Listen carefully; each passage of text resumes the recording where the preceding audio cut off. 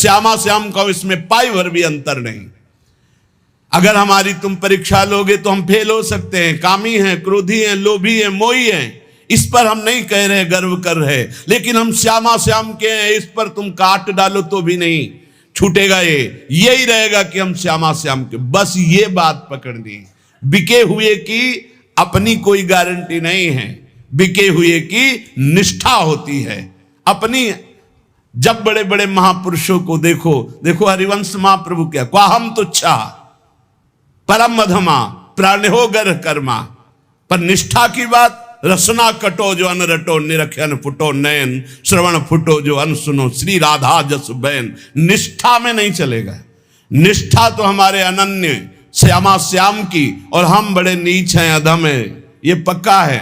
हम अपनी सफाई नहीं पेश कर रहे, हम अपनी भावना बता रहे कि अगर आप हमारी परीक्षा लोगे तो हम फेल हो जाएंगे, लेकिन हमारी निष्ठा की परीक्षा लोगे तो काट डालो तो भी यही निकलेगा, हम श्यामाजू के, हम श्यामाजू के। बस ये खास बात है, इसी से सब कुछ प्राप्त होता है। जब आपके अंदर ये बात बैठ जाएगी कि हम श्यामा श्याम के, तो कोई विकार ही नहीं रह जाएगा, क्योंकि विकार होता है देहाभिमान में, मैं शरीर का, मैं पुरुष, मैं स्त्री, इसमें विकार होते हैं। और जब आप श्यामा श्याम के समर्पित हो गए तो ये ध्यान में नहीं आते, ये नेत्रों में बस जाते। अगला पद लिखा कि मेरे नयनन में दो चंद बसो, मेरे नयनन में दो चंद। निष्ठा में बहुत बड़ी सामर्थ्य प्यारे, बड़ी बड़ी साधनाओं का फल है निष्ठा। जिस दिन यह निष्ठा आ गई, अनन्य भाव हमारे श्यामा श्याम, धिक्कार है ऐसे मन और इंद्रियों को जो ऐसे करुणा वरुणालय प्रभु के नाम रूप को छोड़कर शरीर सुख में नाना प्रकार की वासनाओं में भटकते हैं। धिक्कार है इसको। अनंत जन्म से गंदी गंदी बातों में भटकते हुए आज तक तृप्ति नहीं हुई, और मार्ग मिला श्यामा श्याम का तो उसमें अनन्यता नहीं आ रही, उसमें ठसक नहीं आ रही। अनन्यता आते ही ये दूर नहीं रह सकते। कमी पकड़ो, हमारे प्रभु की कमजोरी है एक, जो इनका अनन्य हो गया उसको कभी छोड़ नहीं सकते। ये महापुरुषों ने बात इनकी पकड़ी है, जो इनके चरणों की अनन्यता की ठसक में बैठ गया। अजितेंद्री है वो, अज्ञानी है वो, हम सब मान सकते हैं, पर वो श्यामा श्याम का अनन्य तो ऐसी ऊंचाई पे जाएगा जहां बड़े बड़े जितेंद्री और ज्ञानी भी नहीं पहुंचते। विश्वास कर लेना, अनन्यता जहां आई तो जागृत शयन रहत उर ऊपर मणिकंचन ज्यों पाची। सोते जागते हर समय हृदय में स्फुरित होने लगते हैं, क्योंकि जान जाते हैं अब इसका मेरे सिवा कोई भरोसा आशा नहीं, तो स्वयं प्रभु महासाधन बन जाते हैं और उसके हृदय में अजपा जाप चलने लगता है। एक अद्भुत स्थिति उसके हृदय में आ जाती है, ये अनन्यता से आती है। तो गौर बरन वृषभानु नंदिनी, श्याम बरन नंद नंद बसो, मेरे नैननी में दो चंद। आपके सिवा है युगल चंद कोई है ही नहीं, तो मेरे नेत्रों में कौन बसा? श्यामा श्याम। ये गोलक रहे लुभाए रूप में, निरखत आनंद कंद, जय श्री भट्ट प्रेम रस बंधन, क्यों छूटे दृढ़ फंद, बसो मेरे नैननी में दो चंद। दोनों युगल सरकार श्यामा श्याम आनंद कंद ऐसे आकर नेत्रों में बस जाते हैं कि नेत्र गोलक अब कुछ और देख ही नहीं पाते। ये प्रेम बंधन में बंद कर उपासक के हृदय में नेत्रों में समा जाते हैं। जाको मन वृंदा विपिन हरियो, श्यामा श्याम की अनन्यता, श्यामा श्याम का प्रेम, श्यामा श्याम के रसिक, ये वृंदावन प्रदान करता है। ध्यान रखना, ये वृंदावन प्रदान करता है। रसिक कहीं आपको बाजार में मिलने वाले नहीं। जैसे हीरो के बोरे नहीं होते कि ट्रक में क्या लदा, बोले हीरे लदे हैं। जैसे हंसों की समुदाय नहीं होते, ऐसे रसिकों के समुदाय नहीं होते। ध्यान रखना, एक बार वल्लभाचार्य जी से उनके किसी धनी मानी शिष्य ने कहा, 100 विद्वत ब्राह्मणों को आज हमारा पवाने का मन है। तो वल्लभाचार्य जी ने कहा, बहुत उत्तम विचार है, एक भगवत शरणागत वैष्णव को पवा दो, 100 ब्राह्मणों के पवाने का फल मिल जाएगा। हाँ प्रभु, तब तो 100 वैष्णवों को पवा देंगे। तो उनका उत्तम बात है, अगर एक भगवत प्रेमी को पवा दो तो 100 वैष्णवों के पवाने का फल मिल जाए। उनका प्रभु 100 भगवत प्रेमियों को पवा देंगे।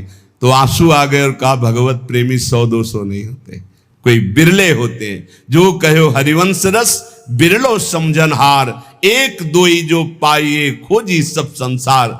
जब वृंदावन कृपा करता है तब रसिकों का संग मिलता है।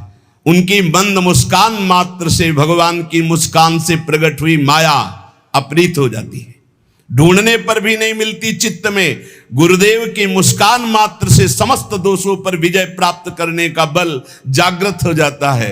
जब रसिकों का संग मिलता है, जब प्रिया प्रीतम की चरण रज का सेवन मिलता है, जब प्रिया प्रीतम का संबंध गुरुदेव देते हैं, तब ये सब जागृत हो जाता है। अद्भुत वैभव लीला में प्रवेश, दिव्य सेवा का भाव दे, दिव्य सेवा का सौभाग्य, ये सब वृंदावन प्रकाशित करता है। पर वृंदावन में श्रीपाद प्रबोधानंद जी महाराज कह रहे कि हे वृंदाटवी, बहुत ध्यान देने योग्य बात कह रहे, हंतु सवर्णम निजाम माया महाधीशतुर माया तस्त्वई नो बिभेमि जनयेत कंपम त्वदीया पुनः स्वम स्वीयम सुखचिद घनम बतया संदर्शते न्यादृशम दूरादेव पतंति नष्टमतयो जाता पराधायता। हे वृंदावन, आपकी कृपा से आप में आ तो गए हैं, पर आपकी माया से बहुत डर लगता है। क्या आप में सब चिदानंद हैं, लेकिन मेरी दृष्टि मायामयी है, तो कहीं अपराध न बन जाए। यहां हमें स्त्री पुरुष दिखाई देते, जड़ चैतन्य दिखाई देते। नाथ, ये अपनी माया हटा लो।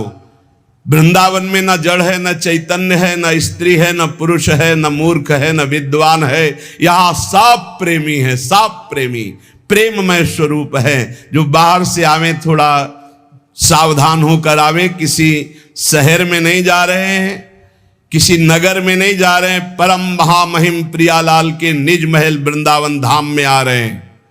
होश में यहां कोई ऐसी क्रिया, कोई ऐसी चेष्टा जिसको पाप कहते हैं, वो फिर सच्ची मानिए वज्र की लीक हो जाएगा। यहां से किया हुआ पाप यही केवल नष्ट हो सकता है, दूसरा कोई उपाय नहीं। किसी तीर्थ याटन में, किसी दान पुण्य में, किसी अनुष्ठान में क्षमता नहीं कि यहां का किए हुए पाप को नष्ट कर सके। वो धाम ही नष्ट कर सकता है। धाम का सेवन करे, धाम से प्रार्थना करे, मां की तरह कृपाल हुए, भले वो क्षमा कर दे। इसलिए सावधान कह रहे हैं, वृंदाटवी हंत श्रवणम निजाम माया महाधीशतुर माया तस्त्वई नो बिभेमि जनेत कंपम तुदीया पुनः। वृंदावन ये बड़ी विचित्र माया है, आप इस माया को हटा दीजिए। जो लोग यहां वृंदावन पिकनिक मनाने आते हों, या जो यहां ऐसे गंदे भावनाओं को लेकर, कभी मत आना। नहीं आओगे, जय बोलो वृंदावन धाम की, बाहर से तुम्हारा मंगल हो जाएगा। यहां आकर कोई भी ऐसी बात जो धर्म विरुद्ध है बिल्कुल मत कीजिए। यहां 1 दिन के लिए आइए, 2 दिन के लिए आइए, उपवास कीजिए, थोड़ा अन्न पाइए या फलाहार पाइए, और रात दिन खूब भजन कीर्तन परिक्रमा। ये वो देश है कमाने वाला, भजन कमाने वाला, जीवन को उन्नतिशील बनाने वाला। ये परम धाम है। यहां आकर कोई ऐसी गलती अगर हो चुकी हो तो धाम में ही रज में लौट जाओ, वृंदावन की परिक्रमा लगाओ और आर्त भाव से प्रार्थना करो वृंदावन से। और जो बाहर से आते हैं, जब वृंदावन से जाएं तो हमारी ये बात पक्की मान लें, बहुत हृदय की कह रहा हूं। बाहर निकलकर अगर आप सवारी से हैं तो उतर जाइए और वृंदावन को प्रणाम कीजिए, पंचांग और साष्टांग, और हाथ जोड़कर विनय कीजिए, हे श्री धाम वृंदावन, मेरे शरीर से, मन से, वचन से अगर कोई त्रुटि जाने अनजाने में अपराध बन गया हो तो हे करुणा में क्षमा कीजिए और रज माथे पे लगाइए, फिर यहां से जाइए और जब यहां आइए तो प्रवेश होने के पहले ही साष्टांग दंडवत कीजिए या पंचांग दंडवत कीजिए। हे परम पावन प्रिया प्रीतम के निज महल स्वरूप वृंदावन धाम, ऐसी मुझे सद्बुद्धि दीजिए कि आप में मैं आया हूं, कोई अपराध न बन जाए, न शारीरिक, न मानसिक, न वाचिक। श्रीपाद प्रबोधानंद जी कह रहे कि मेरी बुद्धि कांपती है कि वृंदावन में कोई अपराध न बन जाए, क्योंकि ये वज्र की लीक है, वज्र की लीक मिटाए नहीं मिटेगा। वैसे ही कर्म बड़े बलवान है, संसार में पापाचरण कर दो तो पाप करना सहज है, लेकिन उसको नष्ट करना बहुत कठिन है। वो अवश्य में भोक्तव्यम कृतम कर्म शुभाशुभम। जब भगवान का बहुत भजन बनता है रात दिन, तब कहीं कर्म संस्कार मिटते, वो भी प्रारब्ध भोगना पड़ता है बहुत होश में। जितनी वस्तुएं सब यहां चिदानंदमय हैं, भले आपको नहीं दिखाई देती। जो पुरुष वृंदावन में आकर अपराध करता है वो अधोगति को प्राप्त हो जाता है। दूरादेव पतंति नष्ट मतयो जाता अपराधा यतः। तो अपराध से मुक्त होने की बात भी आपको बता दी। यदि आप चल लेते हो तो साष्टांग दंडवत करो, पूरे वृंदावन की परिक्रमा लगाओ, उस दिन उपवास करो और मन से प्रार्थना करो, वृंदावन से चूक हो गई, मुझे पता नहीं था, गलती हो गई, अब जिंदगी में कभी नहीं करूंगा, तो माफ हो जाएगा। ध्यान रखना, यही माफ होगा, दूसरा कोई माफ नहीं कर सकता। श्रीधाम वृंदावन का किया हुआ अपराध केवल वृंदावन माफ कर सकता है, दूसरे की सामर्थ्य नहीं, क्योंकि प्रियालाल का ये निज धाम है। इसलिए अगर वृंदावन का सानिध्य मिला है, वृंदावन की कृपा से आप यहां आ पाए हैं, तो यहां बहुत लाभ मिल सकता है, बहुत लाभ। यमुना जी के पावन पुलिन से, यमुना जी के धारा से 8 हाथ दूर ब्रह्म भूमि बोली जाती है। आप वहां बैठकर नाम जप कीजिए, मंत्र जप कीजिए, चतुरासी जी का गायन कीजिए। देखिए आपको एक माला जप हजारों मालाओं का फल देने वाला है यहां श्रीधाम वृंदावन। यहां ऐसे लोभ से रहो, खूब कमाओ, सारे जगत का मंगल करो, सब सुखी रहे, सब निरोग रहे, सब आनंद में रहे। यह है भजन करने का फल। भजन करने का फल सब सुखी रहे तो पाप ही नहीं बनेगा। पाप बनता है जब मैं सुखी रहूं, मैं सुख भोग लूं, इसी वृत्ति में पाप होते हैं। श्रीधाम वृंदावन जाको मन वृंदा बिपिन हरियो, नाम लेत पावत जु प्रणय रति, जुगल किशोर देत निज कूल, जय जय वृंदावन आनंद मूल। जिसका मन वृंदावन हरण करता है तो वृंदावन क्या है? आनंद मूल है। यहीं से आनंद का प्रादुर्भाव होता है। तो आनंद का स्वरूप क्या है? बोले नाम लेत पावन जु करत, जय जय राधा वल्लभ श्री हरिवंश श्री वृंदावन श्री वंचन, राधा वल्लभ श्री हरिवंश श्री वृंदावन श्री वंचन। ये आनंद का मूल है। जुगल किशोर अपना सानिध्य प्रदान करते हैं। निरख निकुंज पुंज छवि, राधा कृष्ण नाम और धर्यो, जाको मन वृंदा बिपिन हरियो। आनंद मूल वृंदावन नाम रति प्रदान करता है। आप वृंदावन रह रहे हैं, आपको नाम में रति नहीं तो कोई अपराध है। चाहे संत अपराध, वैष्णव अपराध, गुरु अपराध, धाम अपराध नाप लीजिए, कोई न किसी की निंदा की है, किसी के प्रति दोष दर्शन नहीं। यहां हिया फिरत स्वार्थ आपने भजन गयो फिरे बाह। आप स्वार्थ से घूम रहे हो, आपके अंदर भजन चल रहा है। यहां श्रवणेन्द्री में राधा राधा गूंजता है, चलत फिरत सुनियत यह है श्री राधा वल्लभ लाल, ऐसे वृंदा विपिन में बसत। यहां भजन करना पड़े, यहां तो भजन छाया रहता है। यहां फिरे स्वार्थ आपने भजन गयो फिरे बाह। आप सोचो, अरे और देश के बसत ही घटत भजन की बात, वृंदावन में स्वार्थ उलट भजन हो जात, तो आपका भजन नहीं हो रहा, आपका चित्त विषयाकार हो रहा है, आप अपराध कर रहे हो। आप कहीं न कहीं वैष्णव दोष दर्शन, संत दोष दर्शन, गुरु दोष दर्शन, कहीं न कहीं कोई न कोई अपराध बन रहा है, ढूंढ लो। नहीं तो हिया आनंद में भजन स्वाभाविक होता है। निरख निकुंज पुंज छवि, राधा कृष्ण नाम उर धर्यो, जाको मन वृंदा बिपिन हरियो। जिसका मन वृंदा विपिन हरण कर लेता है, उसके हृदय में छवि पुंज श्यामा श्याम और उनका नाम चलता रहता है। श्यामा श्याम स्वरूप सरोवर परिस्वारथ बिसर्यु, श्री भट्ट राधे रसिक राय तिन सर्वसुदय निबर्यो, जाको मन वृंदा विपिन हर्यो। श्यामा श्याम के रूप सरोवर में समस्त स्वार्थों को विसार करके वैसा मन पड़ जाता है कि फिर हटता नहीं। देखो, सेवा यदि श्यामा श्याम की मिल गई जिस उपासक को, प्रगट सेवा, तो समझ लो कि उसको निकुंज में पूर्ण सेवा का अधिकार प्राप्त हो गया है, तब यहां सेवा मिली। हमारी बात मान लेना, यह महापुरुषों की बात कहते हैं। श्यामा श्याम की सेवा में रुचि हो ही नहीं सकती यदि श्यामा श्याम ने स्वीकार ना किया हो। जब कोई हरिवंश शरण हुआ, रसिक शरण हुआ, तो हमारी प्यारी जू प्यारे जू परस्पर बैठकर तत्काल निश्चित करते हैं उसकी सेवा, कि ये निकुंज में आएगी, कौन सेवा करेगी, क्या सेवा, इसका क्या नाम होगा, क्या रूप होगा। उसी के अनुसार उसको यहां सेवा में रुचि होने लगती है। बोले हमें सबसे ज्यादा चंदन घर्षण में रुचि, हमारी चंवर डुलाने में रुचि।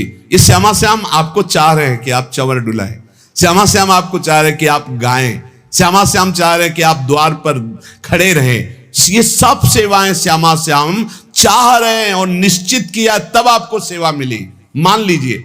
पर सेवा में एक अनन्य निष्ठा होनी चाहिए। अगर आप श्री जी की सेवा कर रहे हैं और आपके पास कोई प्रिय मिलने वाला आया है, तो आपके नेत्र नहीं जाने चाहिए। सेवा से हटकर नेत्र गए, इसका मतलब अभी सेवा में प्रीता नहीं। गुरुजन आ जाएं तो श्री जी को विराजमान करके खड़े हो गए, वो इतना धैर्य रख ही नहीं सकते, तुरंत आपसे कहेंगे आप सेवा में लगिए, क्योंकि वो जानते हैं सेवा का महत्व। और अन्य कोई प्रियजन आया है या कोई बहुत से बड़ा लाभ का विषय है या बहुत से बड़े हानि का विषय है, सेवा से आंख नहीं हटानी चाहिए। इतना महत्व सेवा में देना चाहिए कि जिस समय हम सेवा में हैं उस समय फिर न किसी की सुननी है, ना अपनी बोलनी है, ना हमें नेत्र देने हैं और ना हमें सेवा रोकनी है, चाहे कुछ भी हो जाए। अब ये निष्ठा पकड़ लो तो अभी माया पर विजय प्राप्त कर लोगे। बड़े महापुरुषों ने सेवा सुख के लिए अपने सर्वस्व का समर्पण कर दिया। श्री आस्करण जी महाराज नाम के महाभागवत हुए हैं, जो अपने लोग नाम कीर्तन करते हैं श्रृंगार आरती के बाद। हाँ, आस्करण मधुकर जयमल नृप हरिदास जन दासा, ऐसा आता है।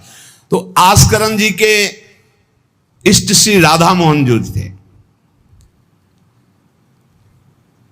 इन्होंने विचार किया कि राजकाज में हर क्षण कोई न कोई जब सेवा में बैठते तो राजा, तो आप ये सलाह, ये सेवा, ये सब बंद कर देना चाहिए। जिस समय हम श्री जी की सेवा में है उस समय अन्य कोई वार्ता नहीं, अन्य कोई नहीं, बस उन्हीं के रूप गुण का चर्चा करते हुए।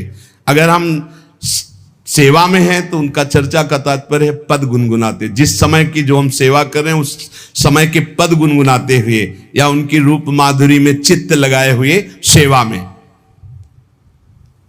इससे बड़ी कोई बात नहीं। यदि सेवा मिल गई श्री जी की तो आप ये समझ लीजिए कि आप श्री जी के पास जाने का पास मिल गया आपको। बड़े बड़े महापुरुषों ने कहा भजन करना, साधना करना, ये सब हो सकता है, लेकिन प्रभु की सेवा में अनुराग, गुरु की सेवा में अनुराग, संत सेवा में अनुराग, समाज सेवा में भगवत भाव से अनुराग, ये बहुत कठिन बात है।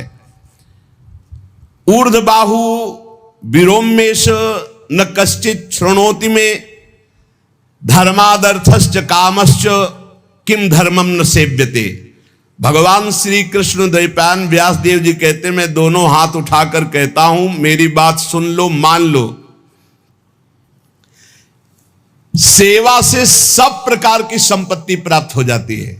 जो चाहिए आपको, लौकिक पारलौकिक, हाथ उठा के कहता हूं मेरी बात मान लो। भगवान व्यासदेव जी कहते हैं जो सेवा धर्म है, भगवत सेवा, समाज सेवा भगवत भाव से की हुई सेवा, शब्द निष्काम होता है, जहां कोई कामना नहीं की जाती, और प्रीत्यर्थ, जिसकी सेवा करें उसको सुख पहुंचाने का भाव, तभी सेवा शब्द सार्थक होता है। कोई भी ऐसी कामना नहीं जो सेवा से पूर्ण ना हो जाए। जो सेवा धर्म का आचरण करता है उसके संपूर्ण जीवन में आनंद ही आनंद, सुख ही सुख रहता है। और लोग कहते हैं धर्मात्मा को दुख मिलता है।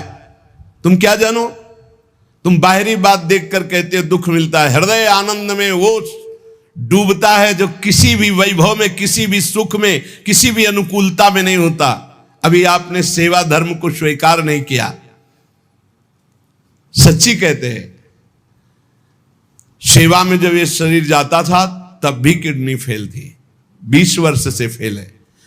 कभी गुरु कृपा से एक दिन का भी चूक नहीं हुई, और कभी जानने नहीं दिया कि शरीर में कष्ट है। 7 बजे से लेके कभी कभी 11 बजे तक सेवा का सौभाग्य मिलता, बिल्कुल कभी नहीं जानने दिया। बड़ी से बड़ी सेवा की जो आज्ञा हुई तो वही गुरु बल सब कार्य कराता था। कहीं सेवा में कभी ऐसा में नहीं, जब सेवा के बाद आए तो भले लेट गए, फिर सामर्थ्य नहीं रही भिक्षा भी मांगने की, पर जब सेवा में गए तो एक अपार सामर्थ्य गुरु कृपा से आ जाती थी। सेवा में एक अद्भुत सामर्थ्य है। समस्त कामनाओं के बीज, वासनाओं का नाश करने की सामर्थ्य भगवत सेवा में है।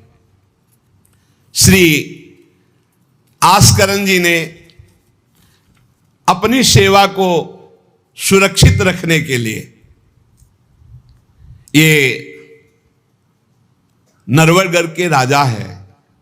राजा को बहुत से कार्य होते हैं, पता नहीं किस समय कौन सी राजकीय व्यवस्था के लिए आवश्यकता पड़ जाए, तो ठाकुर सेवा में एकाग्रता की बहुत आवश्यकता होती है।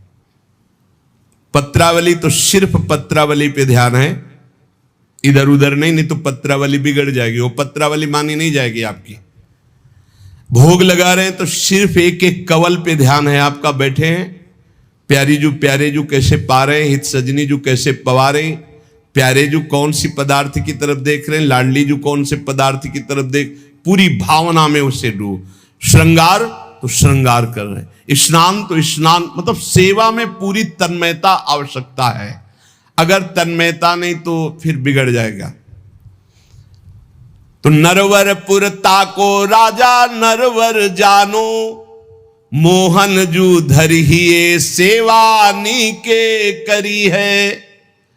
घरी 10 मंदिर में रहे चौकी द्वार, पावत न जान को ऐसी मति हरी है। पर्यो को काम आए अब ही लिवाए ल्याओ, काहे पृथ्वीपति लोग कान में न धरी है। आई फौज भारी सुध दीजिए हमारी, सुनी बहु बात टारी परी बात कर भरी है। मनुष्यों में श्रेष्ठ आस्करण जी ये नरवरगढ़ के राजा थे। इनके ठाकुर का नाम राधा मोहन जी था। ये प्रेम पूर्वक उनकी सेवा में कोई विघ्न न हो इसलिए 10 घड़ी तक का कठोर आदेश दे दिया था। 24 मिनट की एक घड़ी होती है, तो 10 घड़ी कितने हुए? 4 घंटे। 4 घंटे तक कोई भी अगर सूचना देने आया तो दंड प्राप्त करेगा, वो दंड उसको मिलेगा। 4 घंटे तक सूचना भी नहीं देनी है। जिस समय वो राधा मोहन जी की सेवा में गए तो द्वारपाल खड़े हो जाते थे, कोई भी अंदर प्रवेश नहीं करेगा। किसी भी तरह की कोई विपत्ति आ जाए, आग लग जाए, फिर भी सूचना नहीं देनी है। 4 घंटे सेवा में ये शिक्षा लेनी चाहिए। अपनी जब ठाकुर सेवा करें, हम कहते तभी करो, सब निपटा लो पहले फिर ठाकुर सेवा करो। ऐसा नहीं है कि जल्दी जल्दी तुम्हारा चित्त कहीं लगा हुआ है। अगर घर गृहस्थी में हो तो हम कई बार एकांतिक में बोल चुके हैं, पहले अपने पति पुत्र की तैयारी कर दो। उनको ऑफिस जाना है, उनको विद्यालय जाना है, सबकी तैयारी कर दो। जय जयकार करके उनको पवाओ, फिर इसके बाद अपने ठाकुर को स्नान कराओ, ठाकुर को भोग लगाओ, निश्चिंत हो करके। चित्त वृत्ति बार बार दौड़ रही है, ठीक बात नहीं। अगर हमें कभी कोई और कार्य हुआ तो हम पहले वो कार्य करते थे, फिर राधा वल्लभ जी के दर्शन जाते थे, क्योंकि हम राधा वल्लभ जी के दर्शन में खड़े वही चिंतन करेंगे, वो उनके पास जाना है तो पहले उनके पास हुआ है, फिर अगर कोई कार्य है तो हम वो निपटा के तब जाएंगे। ऐसी सेवा में अन्य कोई वार्ता नहीं, अन्य कोई चिंतन नहीं, अन्य कोई हमारी क्रिया नहीं, केवल सेवा में तत्पर। इसलिए उन्होंने कठोर नियम लगा रखा था, 4 घंटे तक कोई सूचना भी नहीं देगा। और आप मंदिर में राधा मोहन जी को 4 घंटे स्नान कराना, श्रृंगार कराना, आरती करना, फिर आरती करके भोग आदि सब करके फिर दंडवत करना। दंडवत के बाद जब प्रसाद चरणामृत लेकर उठते तब कोई बात हो तो बता सकते हैं, वो भी बात जब श्री जी की चिक डालकर बाहर निकले। उस समय द्वार पर चौकीदार बहुत सावधानी से कोई भीतर न जाने पावे। देखो, महापुरुषों से हमको शिक्षा मिलती कि हम कैसे ठाकुर सेवा करें। ठाकुर जुगल किशोर हमारे, इनकी सेवा हम कैसे करते हैं। आप 4 घंटे एकाग्रचित होकर केवल सेवा में ही डूबे, बड़ा सुख मिलता है। जब अपने श्री जी सौभाग्य दिए थे सेवा करने का, तो जैसा श्रृंगार करने के बाद जब दर्पण दिखाते थे तो रोना आता था। अपने प्रभु को श्रृंगारित देखकर जो हृदय में सुख मिलता है, रोम रोम आनंदित हो जाते थे। कभी कभी 2-2 बजे दोपहर तक बैठे फिर भिक्षा मांगने जाते थे। श्रृंगार करने के बाद पद सुनाओ उनको, फिर उनकी रूप माधुरी देखो। भक्तों के नेत्र अलग होते हैं तो प्रभु उनका रसास्वादन भी अलग ही करवाते हैं। एक बार क्या हुआ, आवश्यक कार्य से नरवरगढ़ में दिल्ली के बादशाह का आगमन हो गया। बादशाह जो सैकड़ों राजाओं के ऊपर होता था, और ये नरवरगढ़ के राजा थे। उसने आज्ञा करी, जाओ आस्करण जी को हमारे सामने जल्दी लिवा करके लाओ। और आस्करण जी का नियम था, राधा मोहन जी के मंदिर में गए तो सख्त आदेश, कोई सूचना नहीं पहुंचाएगा। सब आस्करण जी के जो रक्षक थे उन्होंने मना कर दिया, नहीं महाराज, ये आपकी सूचना भी नहीं पहुंच सकती, 4 घंटे आ ही नहीं सकते आस्करण जी। उसको बहुत क्रोध आया, बादशाह है वो, मैं आदेश कर रहा हूं, एक छोटे राजा के सेवक हमें जवाब दे रहे। बादशाह ने आज्ञा का उल्लंघन, इससे बड़ा क्रोध हुआ और उसने बड़ी सेना बुलवा ली और सेनापति को आदेश किया कि जाओ बोल दो, नगर का नाश करवाना चाहते हो या हमारी आज्ञा का पालन करना चाहते हो। तुरंत आस्करण को भेजो, अन्यथा पूरी सेना बलात् नगर को नष्ट कर देगी और जबरदस्ती आस्करण को बंदी बना लिया जाएगा। बादशाह का आदेश, देखो परीक्षा होती। जब ये आदेश हुआ, सेनापति आया, निज दूतों से जो अंगरक्षक द्वारपाल, उनसे कहा, सबने कोई उत्तर नहीं दिया। 4 घंटे तक हम अपने राजा को सूचना भी नहीं दे सकते, जो तुम्हें करना हो करो। यह बड़ी बात है। बादशाह का हुक्म, बादशाह के सेनापति का हुक्म, सेवा में विघ्न ना पड़ जाए इसलिए कठोर नियम लिया था। पर सबके हृदय में घबराहट थी कि अब क्या होगा जब बादशाह नाराज हो गया, सेना आ गई, सेनापति आ गए, अब क्या होगा। सेनापति ने बादशाह से कहा कि अब क्या हुक्म है, वहां से मना हो गया है, आपकी आज्ञा का उल्लंघन, हमारी आज्ञा का उल्लंघन, हमारा भय दिखाना सब व्यर्थ चला गया। कही कह पठाई कहो कीजिए लड़ाई, सुनी रुचि उपजाई चली पृथ्वी पति आयो है। पर्यो सोच भारी तब बातों विचारी कही, आप एक जाओ गयो अचरज पायो है।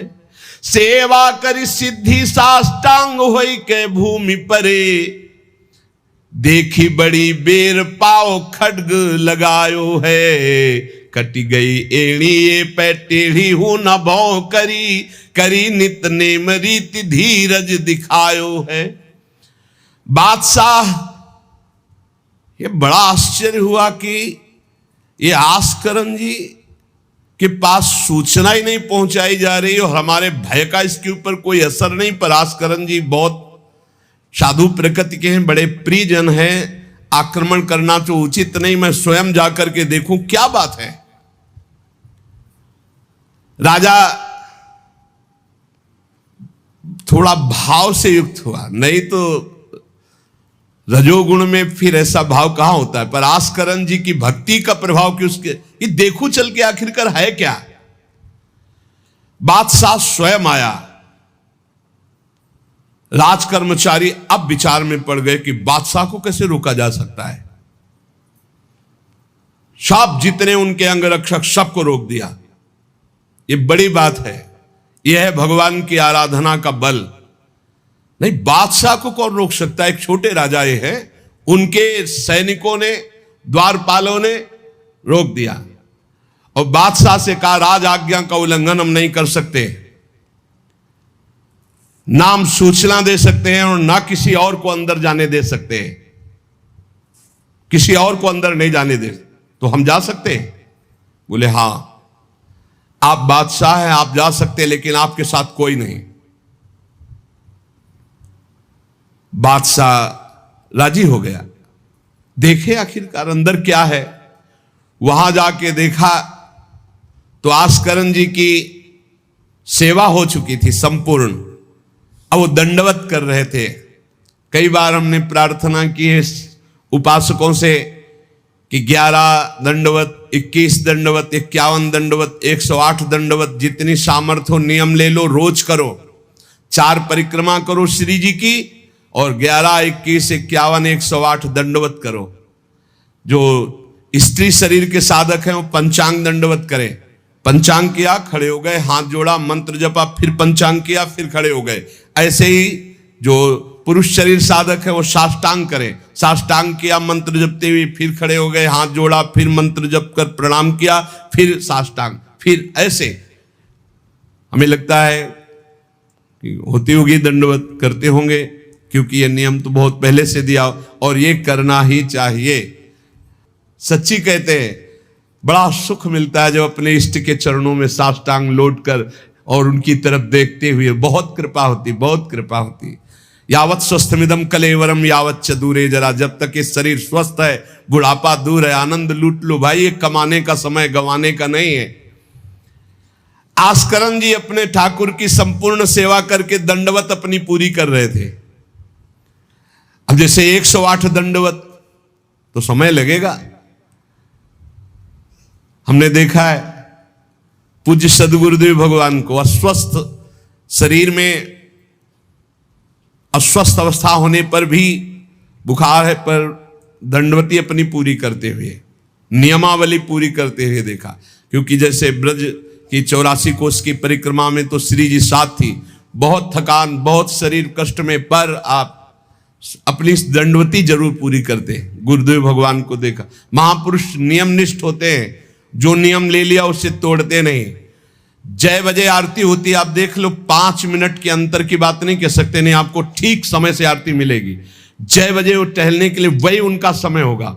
महापुरुषों की पहचान होती है, उनकी एक रस दिनचर्या चलती, उनकी दिनचर्या में फर्क नहीं पड़ेगा, शरीर में भले फर्क पड़ा हो, चाहे बुखार हो, चाहे जुकाम हो, चाहे जो भी पीड़ा हो, दिनचर्या में फर्क नहीं पड़ सकता। ये महापुरुषों की पहचान होती है। आस्करन जी साष्टांग लेट करके दंडवत कर रहे थे। अब को बादशाह जाएगा तो बादशाह कोई साधारण तो है नहीं, उसकी बाजूबंद, उसके सब झनन भनन आवाज तो होती है, पता भी चलता है कि कोई आ गया। मुड़ करके भी नहीं देखा बादशाह की तरफ, बस बार बार साष्टांग दंडवत, खड़ा खड़ा देखता रहा। 108 दंडवत 2-4 हो तो बड़ी देर हो गई, ना बादशाह से बात, न सलाम, न कोई, बस वो अपनी साष्टांग दंड। ये होना चाहिए। आप श्रृंगार कर रहे हैं तो श्रृंगार में ही दृष्टि होनी चाहिए। दंडवत कर रहे हैं तो किसी की तरफ नहीं, सिर्फ दंडवत के सामने प्रिया प्रीतम है, हम बार बार दंडवत कर रहे हैं। ये उपासकों की एक एकाग्रता होती है।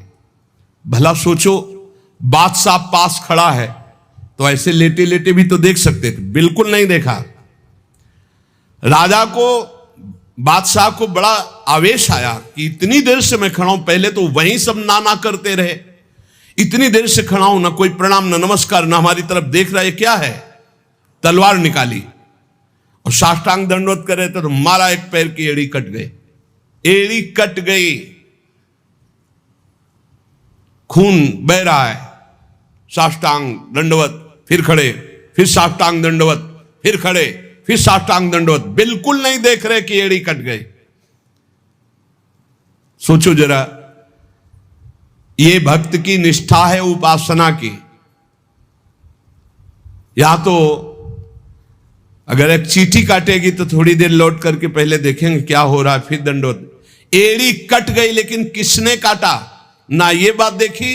एड़ी कटना कोई साधारण बात समझते हो? तलवार से पूरी एड़ी काट दी, कोई दुख नहीं, रक्तस्राव हो रहा है। अपने नियमानुसार कटी गई एड़ी, ए पे टेढ़ी हूं न भौं करी, ना तो आह निकला न गुस्साई कि किसने ऐसा कर दिया। करी नित नेम रीति धीरज दिखा, धैर्य पूर्वक 108 दंडवत पूरी की। पूरा जब संपन्न कर लिया, इसके बाद पीछे हटे, चिक गिराई, क्योंकि समझ चुके थे कि ये तलवार चलाने की हमारे ऊपर हिम्मत केवल बादशाह की हो सकती, दूसरे की नहीं। कोई साधारण राजा नहीं, महाभागवत और महाबली है। इसलिए हमारे ठाकुर का सुखपूर्वक अपशयन हो। चिक डाली, उठ चिक डारी तब पाछे सो निहारी, कियो मुजरा बिचारी बादशाह तिरिझे हैं। हित की सच्चाई यह है नेको ना कचाई होत, चर्चा चलाई भाव सुनि सुनि भीजे हैं। बीते दिन को नृप भक्त सो समायो, पृथ्वीपति दुख पायो सुनी भोग हरि छीजे हैं। करे विप्र सेवा तिने गांव लिख न्यारे दिए, वाके प्राण प्यारे लाड़ करो कही धीजे हैं। आस्करण जी ने जब चिक डालकर पीछे मुड़कर देखा तो बादशाह तो शिष्टाचार के अनुसार जोहार किया। राजा की भगवत सेवा, नियम निष्ठा, ये देखकर बादशाह बहुत प्रसन्न हुआ और कहा, मैंने आज देखा ईश्वर के प्रेम की सच्चाई को। तुम्हारे में थोड़ा भी बनावटीपना नहीं, थोड़ी भी शिथिलता नहीं, तुम अपनी निष्ठा के धैर्यवान वीर हो। बादशाह ने आस्करण जी से भगवत प्रेम संबंधी कुछ चर्चाएं की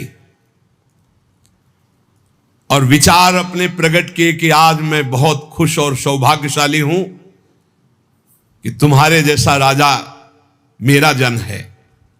बड़ा हृदय रस में डूब गया बादशाह का। यह है देखो सच्चाई भक्ति की। नहीं, बादशाह के हुक्म को टाल देना, सेनापति की आज्ञा का उल्लंघन कर देना, बादशाह आया है साष्टांग दंडवत, कोई उसका आदर ना करना, ये सब भारी अपराधों में आता है। नहीं, बादशाह आया और फिर दंडवत हो सके, नहीं, पहले उससे बातचीत होगी, बाद में दंडवत होगी। नहीं, अपनी निष्ठा के आगे नहीं। एड़ी काट दी गई फिर भी नहीं रुके। अब आस्करण जी सदैव अपने भगवत निष्ठा, भगवत सेवा में मगन रहते। राजा बहुत प्रसन्न होकर के कहा कि अब जिस कार्य के लिए हम आए थे अब उस कार्य की जरूरत नहीं है, और अपनी जेब से अपनी रुमाल निकाल कर अपने हाथों से उनके चरणों की एड़ी में बांधा और कहा, तुरंत चलिए राजवैद्य के द्वारा इसे, और आज से हमारी तरफ से आपके ठाकुर की सेवा सुख संविधान चलेंगे। हम विशेष विशेष प्रकार के आपकी ठाकुर सेवा में सहयोग करें। आस्करन जी ने कहा भगवत कृपा है, सब भगवत कृपा है, सेवा यथार्थ रूप से चल रही है। नियम की सच्चाई और हृदय में कोई छल कपट नहीं, रोष नहीं, ये भगवान के भक्त में विशेष लक्षण होते हैं। भगवान के भक्त में छल कपट नहीं और अपराध करने वाले पर भी रोष नहीं। उमा संत कई यही बड़ाई, मंद करत जो करे भलाई। अगर सच्ची आराधना, सच्चा प्रेम, तो सबको बदलना पड़ेगा। बादशाह का भाव बदल गया, जो आवेश में था, क्रोध में था। सच्चाई से अगर थोड़ी भी ठाकुर सेवा की जाए तो माया पर विजय प्राप्त की जा सकती है। साधो भाई भजन किया सोई जीता, जो सच्चाई से भजन किया, सच्चाई से सेवा की, वही इस माया पर विजय प्राप्त किया। एक बार राजा आस्करन जी के शरीर में बहुत जोर का बुखार आ गया। ऐसा बुखार कि न उठने की हिम्मत, न शरीर की शुद्धि, और नियम की निष्ठा थी ही। अब भारी कष्ट, एक तो शरीर उठने लायक नहीं, भारी बुखार, और दूसरा सेवा। अब वो इस बात के चिंतित थे कि सेवा कैसे होगी। तो ठाकुर जी ने स्वप्न में अपने किसी निजजन पंडा से कहा, इनको किसी औषधि की जरूरत नहीं, मेरा चरणामृत पिला दो, स्वस्थ हो जाएंगे, सेवा में आ जाएंगे। वो गए और उनका ठाकुर जी ने स्वप्न में आकर के कहा है कि आप ठाकुर जी का चरणामृत पी लीजिए, आप स्वस्थ हो जाएंगे। वैसे तो चरणामृत रोज ही लेते थे, सेवा में जाने के पहले ठाकुर जी का चरणामृत जो पूर्व का था पिया, तत्काल सब खत्म हो। सेवा में बहुत बड़ी सामर्थ्य है, निष्ठा में बहुत बड़ी सामर्थ्य है ठाकुर जी के चरणामृत में। विश्वास करो, जो रोज चरणामृत पीता है अकाल मृत्यु नहीं हो सकती।